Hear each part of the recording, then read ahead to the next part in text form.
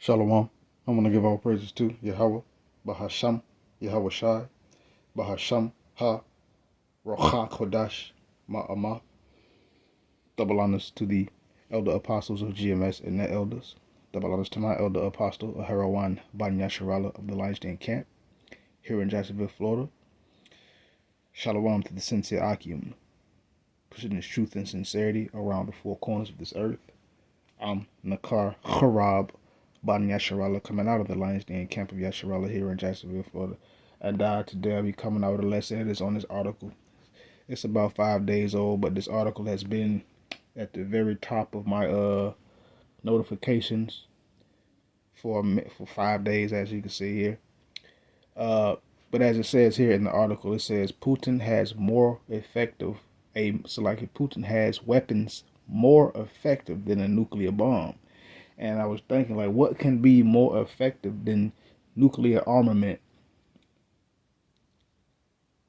that if detonated, it could reach around 200 million degrees Fahrenheit or 100 million degrees Celsius. That's several times hotter than the core of the sun. Of course, but for a brief period, yeah, because after a while the temperatures slowly decrease. But even at a few miles out, it is still powerful enough to ignite skin and burn up stuff. But nonetheless, this is why we'll say they're worried over there, because of the level of technology that the Lord has given the bear, Russia, So without further ado, this is Vladimir Putin has more effective. Let me read it again. Vladimir Putin has weapons more effective than nuclear bombs, a Ukrainian official has said, as the embattled Eastern European country urges other states to take the threat of Russia seriously. Yeah, take Russia seriously, because the Lord is going to use Russia to smash like cookies and break some people like dishes. Let's continue. It says this comes as Russian drones and missiles pounded Ukraine's power grid overnight into Saturday. A Ukrainian energy firm said a day after what officials described as the biggest attack on Ukrainian natural gas facilities since Moscow's all-out, I'm going to say offensive, more than 3.5 years ago. Speaking to The Guardian, Sergei Kislytsia, however you say this, Sergei Kislytsia, okay, cool. Kiev's former ambassador to the UN said that Putin is already waging war in Europe, and that he gets off on humiliating the West. And he's not really getting off. Well, he does think it's funny. And those who are in the know and understand how war goes and strategy and tactics, yeah, it's funny. It is funny. It's funny to see people scramble, and all you did was just jerk at them real fast. You know how Jake like to do. Jake be like, oh yeah, you jerk at somebody, and they go to flinching and fumbling all over the place trying not to get hit. Yeah. But nonetheless, it's true. I think personally that Putin think it's funny to keep doing what he's doing. But let's continue, because it's all chess with this devil. With them Russian Ottawamites. Over here with these Western Ottawamites. They like to play poker and bluff. Well, these other nations are playing chess, chaturanga. My elder, El Pastor of this camp, he brought that point out of the original origin of where chess comes from. It comes from chaturanga, which, if I'm not mistaken, it's over there. We're just gonna say over there where Ishmael lived at. They came up with it. But let's continue. It says his Slitsia said, "I'm sure Putin gets emotional, if not physical, satisfaction from humiliating the West by showing that what he perceives as his super strength. And he ain't perceive. He ain't. It ain't no perceived super strength. The Lord has given Russia the ability. That's why Russia is the bear. The bear means enough. Russia has enough power to take down Big Satan. Let's continue, which is Babylon, America. Let's continue.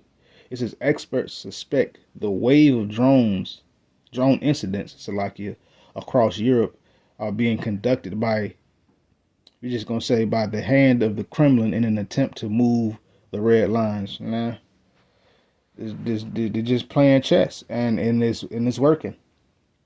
Got NATO scared up, and those other NATO countries, they scared. It is what it is. Never mind. Let's continue. It says European leaders have been weighing a new scheme to provide long-term financial and military support to Ukraine using hundreds of billions of dollars in frozen Russian assets held in Europe. The plan, which Moscow has described as theft, which of course it is that, is a fresh sign of the EU's determination to push ahead alone with support for Ukraine without the United States. See, they're trying to keep Russia from getting Ukraine because Ukraine is on the border of Russia, and they're trying to keep basically Russia from gaining power. But the Lord had already gave Russia the power. That's why they scared. That's why every time Russia does something, they've been sending drones over there and just sending drones just to see how they respond. That's a military for one. It's a military tactic. For two, it's just complete strategy. Complete strategy. And what is happening? He's sending them into a frenzy, probably as he planned or determined all along. Let's see what they're gonna do with this. It's probably gonna scare them up, but let's keep doing it. Let's keep messing with them. But let's continue.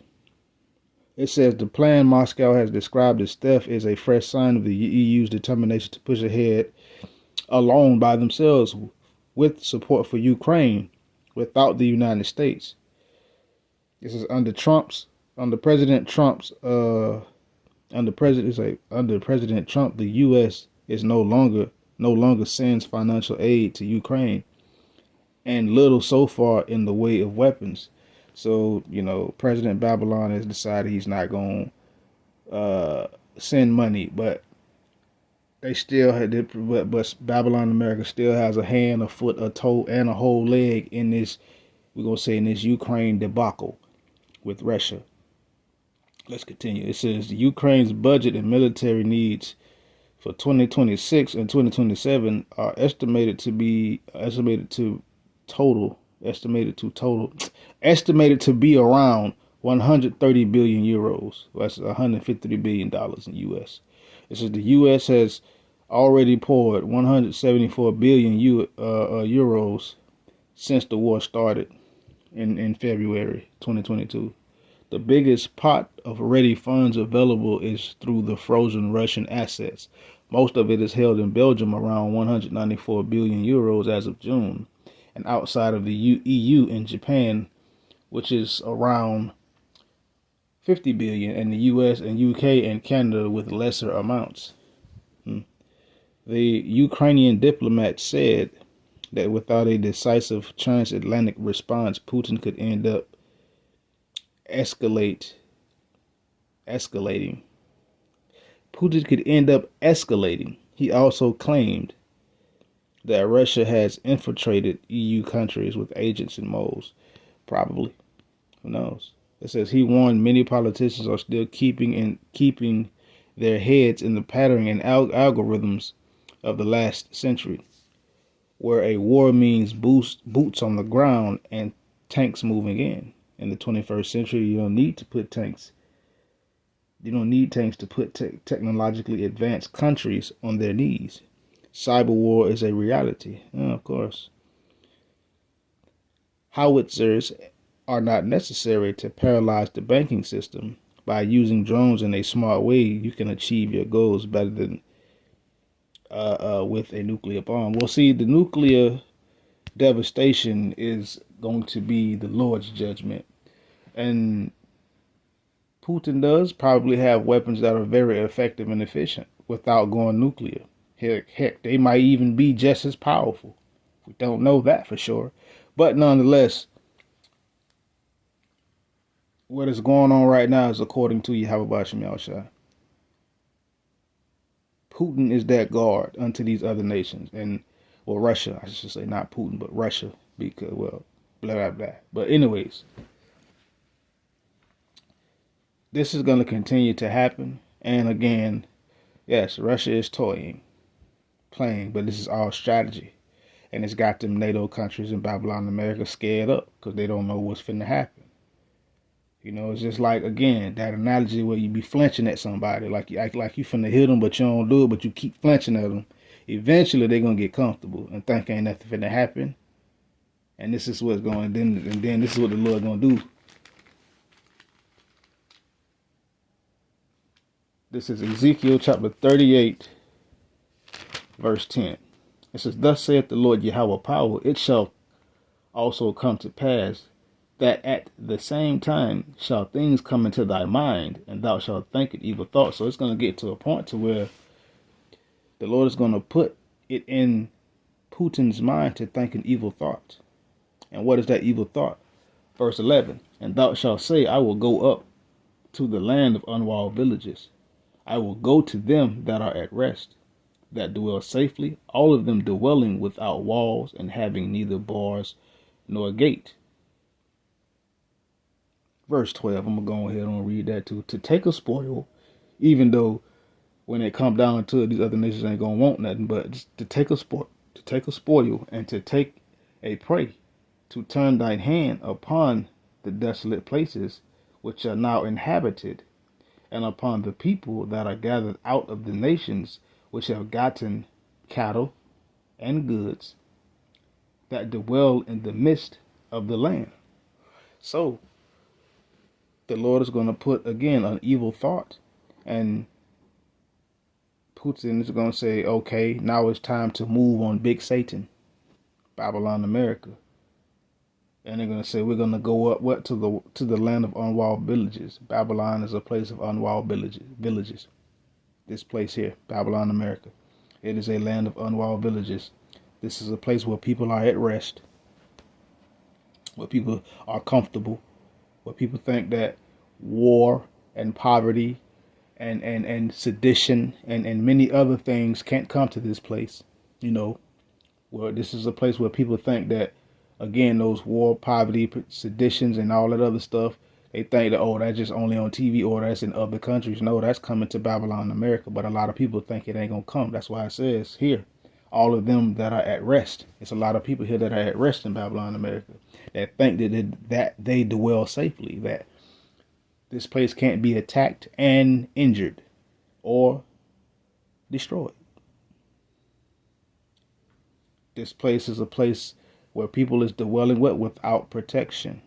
That's why it says, all of them dwelling without walls, having neither bars nor gates, no protection,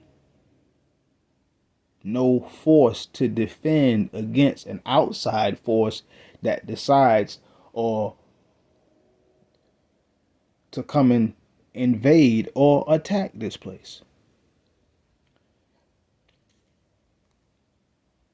So a lot of people think it ain't gonna happen, but what's gonna happen is they're gonna take a spoil. They're gonna come to this place to take a prey. They're gonna come to this place to do away, to destruct. That's what destroy means, to deconstruct. They coming to take. They coming to help people, persons, places, and things. They're coming to what? To help finish with all their living. Help this place finish with all their living. And the desolate places which are now inhabited, these places that used to be desolate are now inhabited. Guess what? People that are gathered out of the nations moved here from other places and everything. that has gotten cattle and goods. I mean, have come here, gotten rich, got much substance. The bear is going to move upon this place with its allies.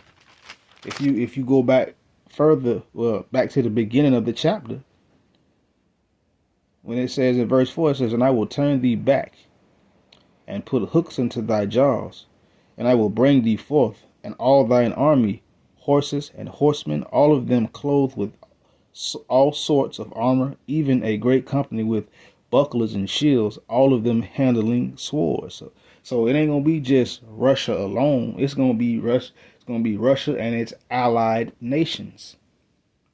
Persia, Ethiopia, Libya, with them, all of them with shield and helmet, Gomer and all his bands, the house of Togomar of the north quarters, and all his bands, and many people with thee. So that means Russia and all his allies, Turkey, Iran, China, India, BRICS off the rip, Venezuela,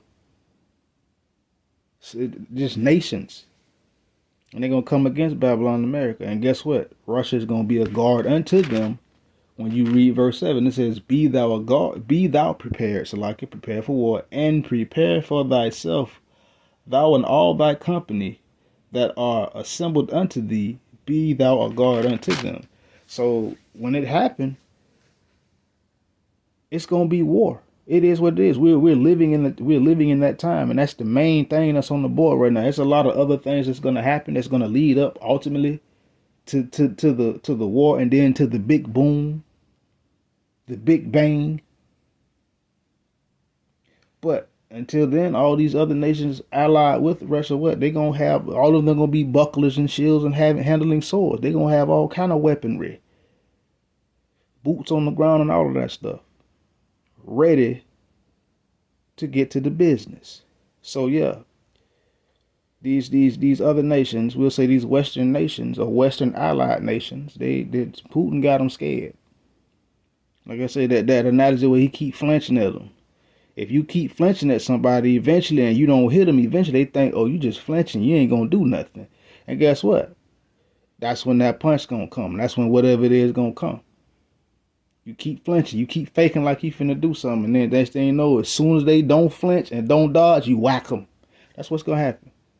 And with that, shalom.